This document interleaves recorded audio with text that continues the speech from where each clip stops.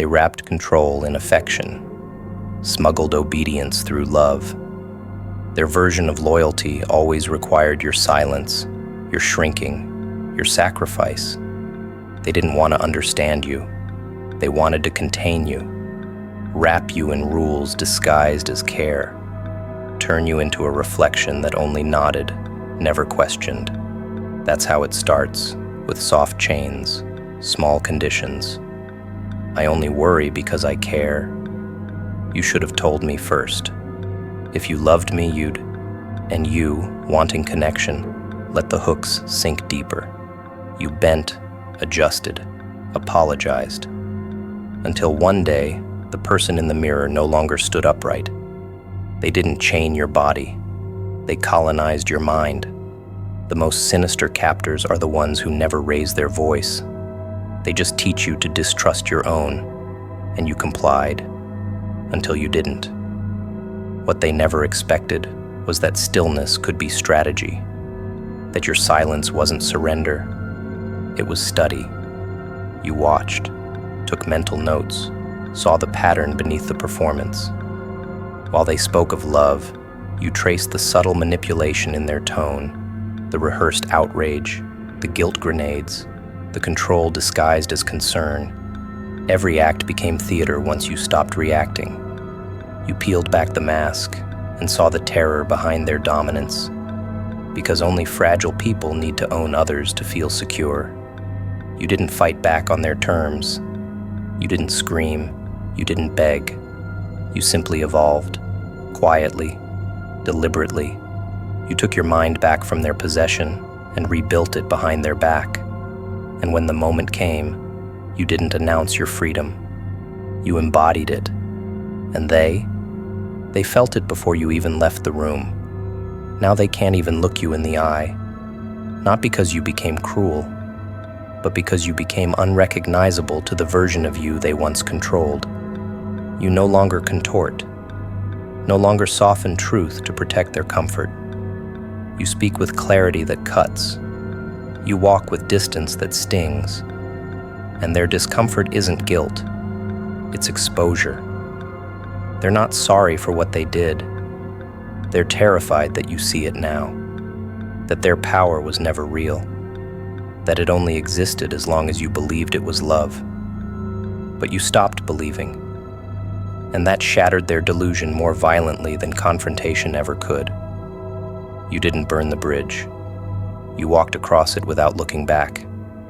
And that silence, that absence, that lack of permission, they've never recovered from it. Psychologically, their game was simple. Keep you dependent. Keep you needing their approval to feel worthy. That way, they never had to dominate you. You'd dominate yourself. You'd censor your voice before it made them uncomfortable. You'd shrink your wins before they felt threatened. You'd question your instincts because they were too emotional, too intense, too much. That's how ownership works. It doesn't require chains, just repetition, just enough doubt planted in the soil of your soul until your roots wrap around their comfort zone. But then came the fracture, the moment of awakening.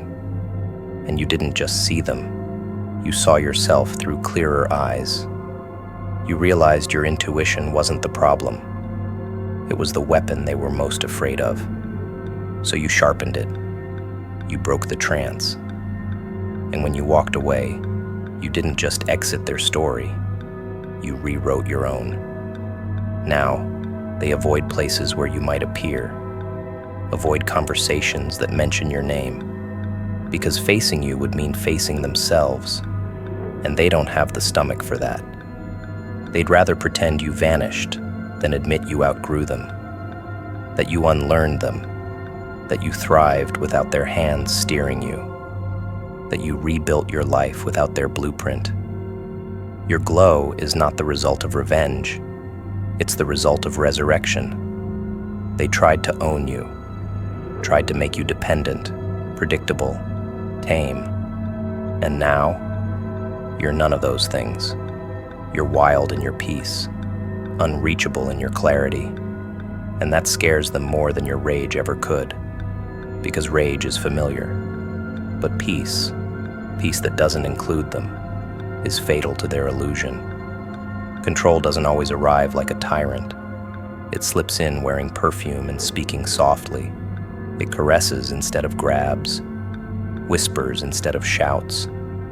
That's the dangerous kind, the one wrapped in the language of care.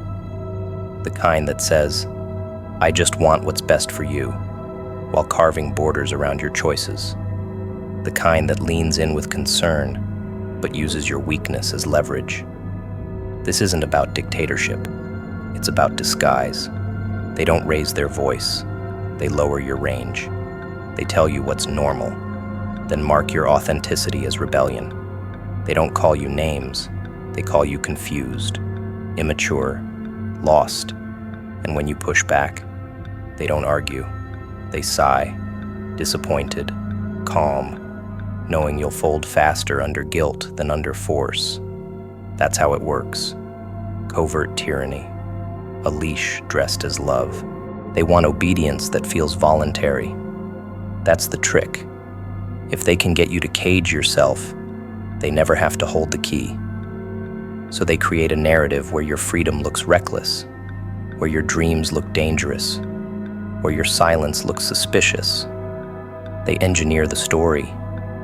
You provide the compliance. It's surgical.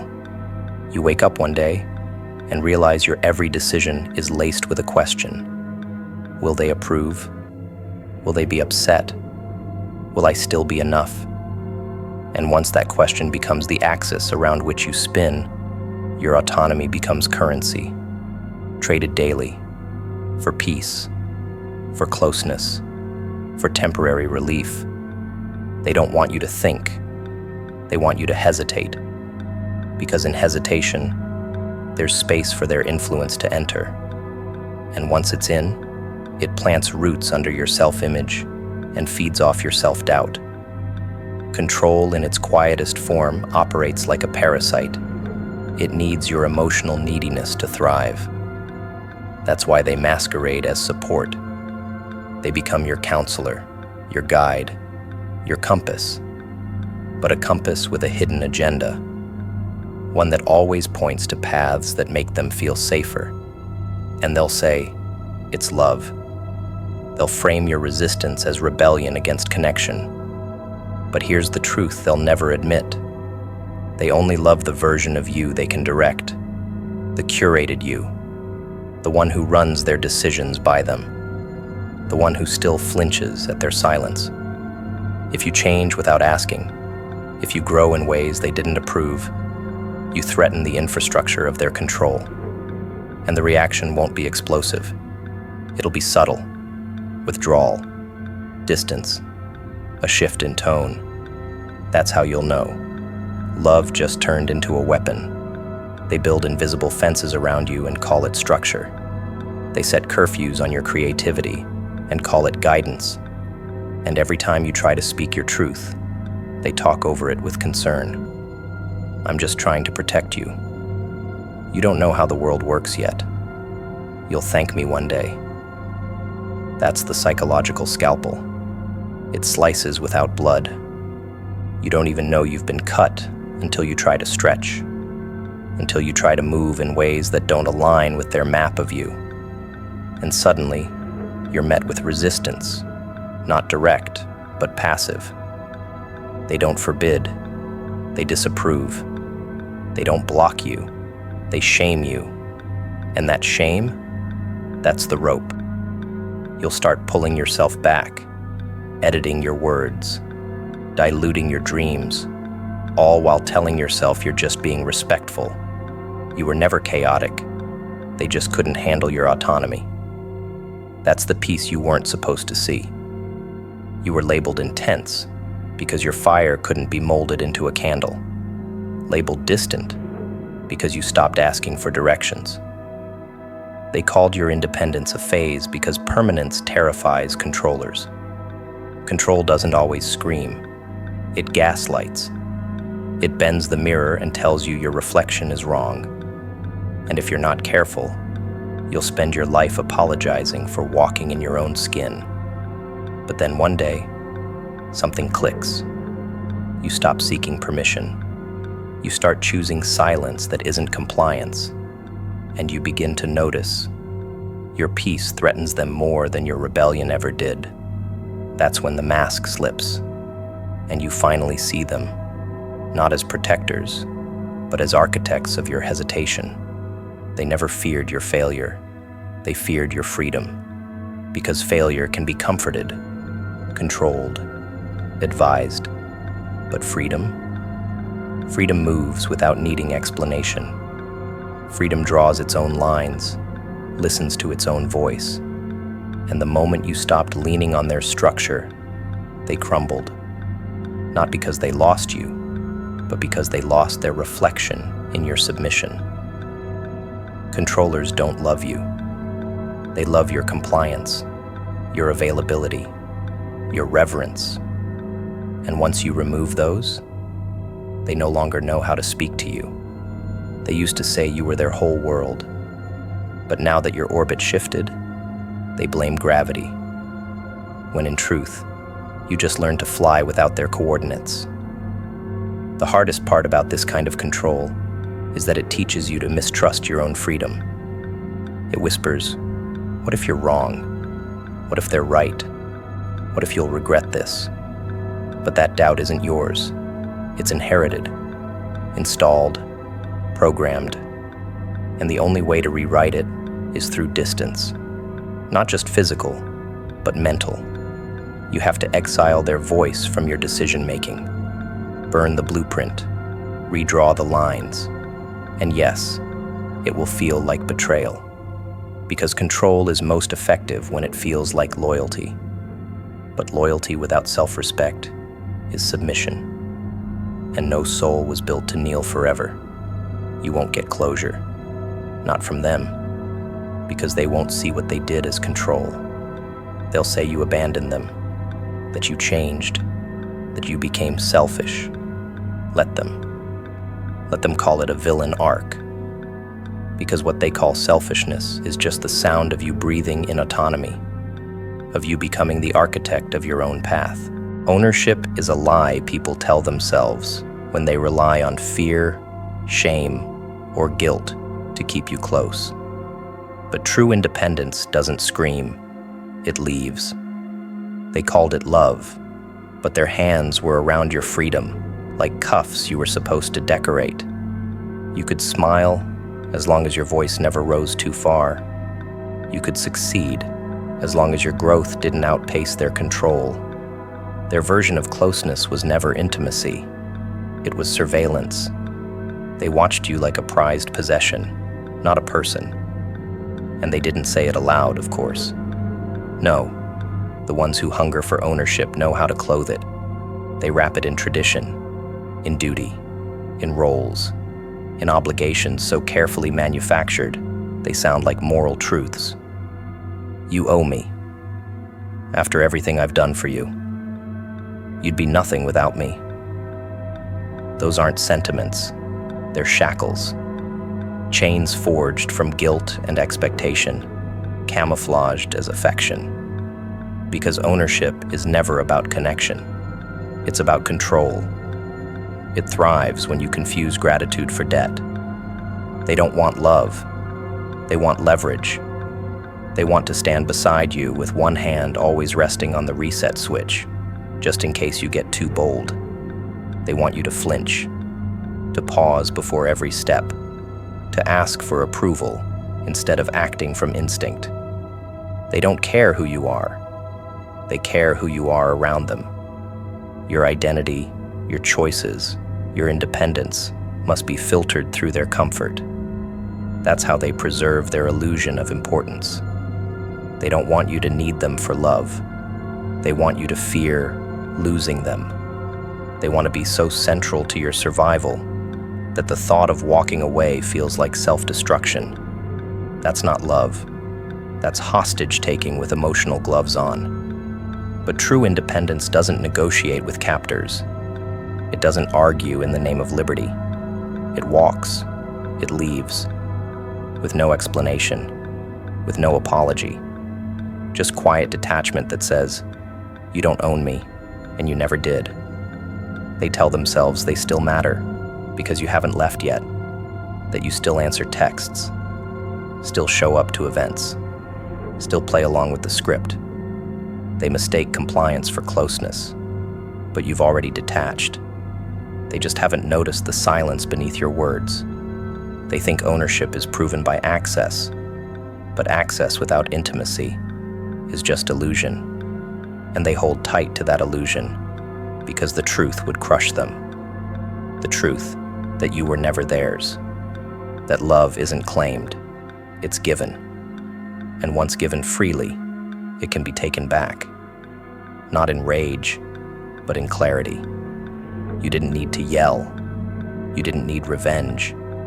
You simply stopped calling it love when it felt like debt. And they'll never forgive that. Not because it was cruel, but because it shattered their illusion of control. They relied on tactics, not truth. Guilt tripped you into silence, shamed you into compromise. They made you believe that boundaries were betrayal, that your desire for solitude was abandonment. But the deeper you healed, the louder your independence became. Not in words, but in distance. You didn't need to make a scene. You became the scene. Your absence was the scream they never saw coming. You changed the script without telling them. You took your worth off the auction block. And now, they don't know how to respond. They never learned how to connect without power. They only know how to demand, to manipulate, to orchestrate your dependence. But your evolution left them behind. And all they can do now is stare at the door you closed and wonder why the lock feels so final. They built an empire on your need for validation, fed off your hesitation, and every time you questioned yourself, they felt stronger. But the moment you stopped justifying your boundaries, they began to shrink. That's the irony of ownership.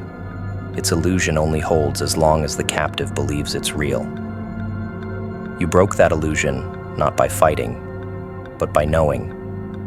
Knowing your worth doesn't require permission, that your peace doesn't need a witness, that your clarity is not cruelty, no matter how loudly they protest. True independence is not theatrical, it's surgical. It removes the rot and leaves no room for negotiation. And while they still rehearse conversations in their head, you sleep without noise. You're no longer tangled in their narrative. You became the plot twist they can't rewrite. People who crave ownership always underestimate the quiet ones. They think silence means submission, that your calm is weakness, that your patience is permission. But you were simply watching, studying, letting them show their hand. And once you saw the game for what it was, you folded your hand and left the table. No tantrum, no storm. Just the echo of your decision burning in their ears. You didn't need closure. You didn't need understanding. Because once you realize someone only values your presence when they control it, you stop offering it. You stop explaining your evolution to people committed to misunderstanding it. Ownership is always based on fear. The fear of being left, of being unneeded, of being forgotten. And so they tighten the grip. They intensify the guilt. They question your loyalty, your motives, your morality. But what they really fear is your awakening. The day you wake up and realize they never loved you, they loved the control they had over you. And when that realization hits, it doesn't come with an explosion. It comes with a shift. You speak less, smile differently, leave sooner. And one day, they reach for you, and you're already gone. They'll call it betrayal. But betrayal requires an agreement, and you never agreed to be owned. You didn't become cold. You became clear. That's what they don't understand. You didn't stop loving. You stopped tolerating. You didn't shut down. You stepped up.